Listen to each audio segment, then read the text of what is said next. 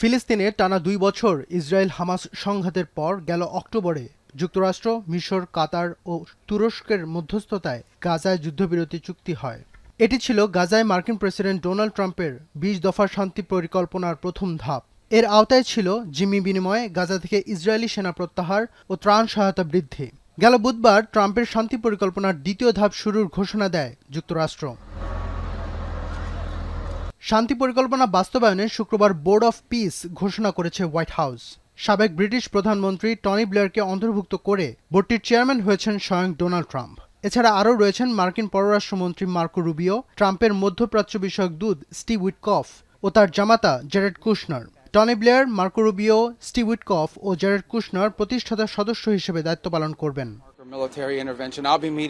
White house বলছে বোর্ডটি সাময়িকভাবে গাজার প্রশাসন পরিচালনা ও পুনর্গঠন তদারকি করবে।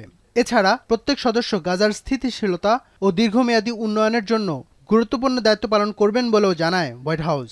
সময়ের সাথে সাথে বোর্ডে আরও সদস্য যুক্ত হবে বলেও জানানো হয়।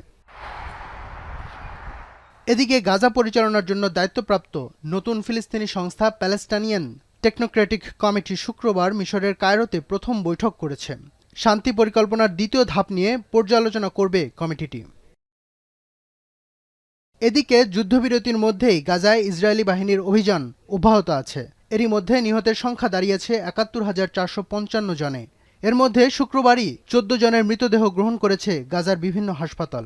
গেল অক্টোবরে যুদ্ধবিরতি ঘোষণার পর থেকে অন্তত ৪৬৩ ফিলিস্তিনিকে হত্যা করেছে ইসরায়েল। অন্যদিকে ইসরায়েলের অব্যাহত অভিযানের মধ্যেই পশ্চিম তীরে অবৈধ বসতি স্থাপন বন্ধের আহ্বান জানিয়েছে ইউরোপীয় ইউনিয়ন। ফজর আলী খান, এখন বিশ্ব।